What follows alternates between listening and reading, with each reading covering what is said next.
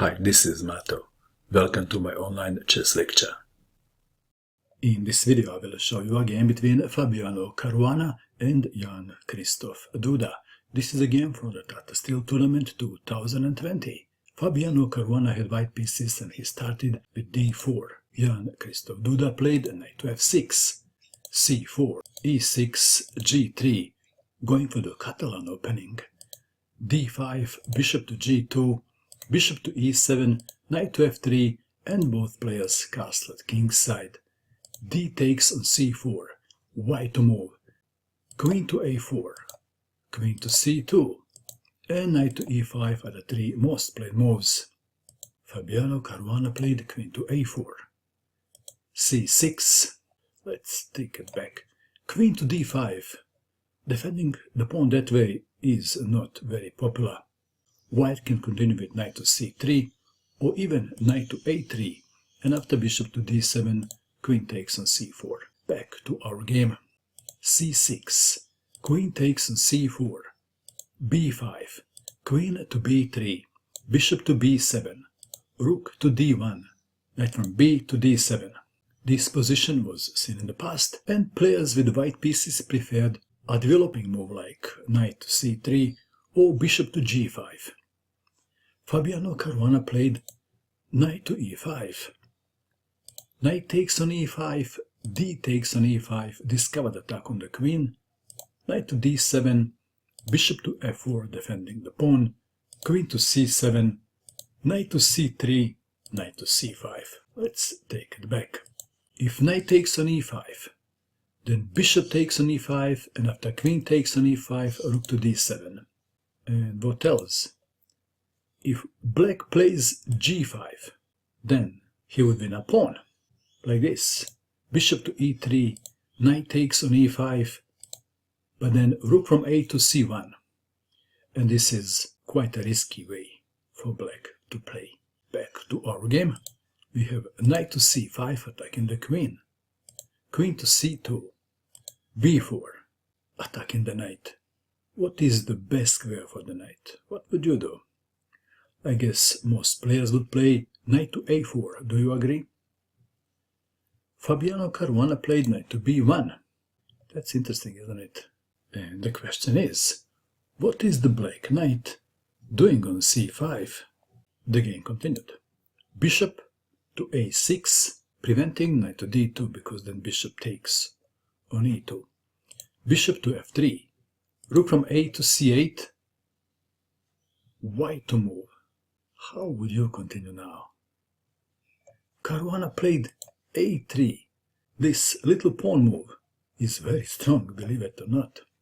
Rook to b8.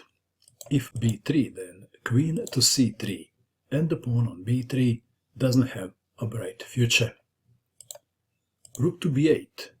A takes on b4. Rook takes on b4. It is white to move. What would you do in this position if you had white pieces? Fabiano Caruana played bishop to e3. Let's take it back. Bishop to d2 is almost winning for white. How would black continue then? If rook to c4, then bishop to c3, and after, say, rook to b8, knight to d2, and bye-bye rook. And let's take it back. If the rook goes to b5, for example, then b4, attacking the knight, and after the knight moves, then queen takes pawn on c6, and after queen takes queen, bishop takes on c6, and white is winning. Which piece to save? If knight takes on a5, then rook takes on a6. Back to our game. Bishop to e3. Black is still under lots of pressure. Queen to b7 was played, threatening to take the pawn on b2. How would you defend the pawn? Caruana played knight to d2. Rook takes pawn, queen to c3. Black is a pawn up, but the coordination of the black pieces is not so great. Black to move.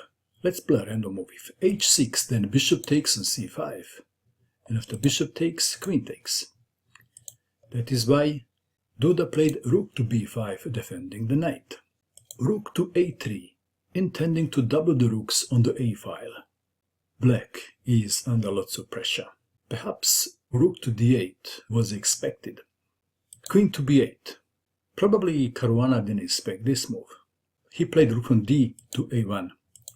White could have won a pawn on c6. Back to our game. We have rook from d to a1.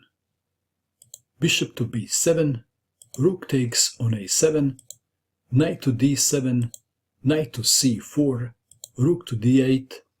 Bishop to e4, intending queen to c2 and taking on h7. c5. Queen to c2. h6. Bishop to d2. Knight to f8. Bishop to d3. Rook to d7.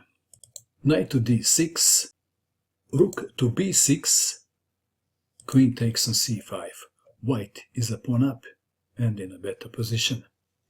The game continued. Bishop to d5. Rook takes on d7. Knight takes on d7, attacking the queen. White to move. Caruana decided to simplify into the winning endgame and he played queen to c8 check. Knight to f8. If queen takes on c8, then knight takes on c8, forking two pieces. Back to our game. Knight to f8. Queen takes queen. Rook takes queen. f4. Bishop to d8. King to f2. Knight to d7. Bishop to e3. g5. Bishop to d4. Rook to b4, attacking the bishop. King to e3, defending. G takes on f4. G takes on f4. King to f8. Bishop to b5. Black to move. In this position, Duda played a very tricky move. Knight to f6. Pawn takes knight, obviously. And then rook takes on d4. What is going on here? White to move. How would you continue? Caruana played the best move. Rook to c1. Let's take it back. What happens if king takes on d4? Then bishop takes on f6 check. And after king to d3, bishop takes rook. And it's not clear who is winning now. Back to our game. Rook to c1. Bishop takes on f6. Rook to c7, threatening to take on f7. Maybe. Bishop to h8. Well, rook takes on f7 was expected. Caruana played even stronger. Rook to c8 check. King to e7. What was the idea?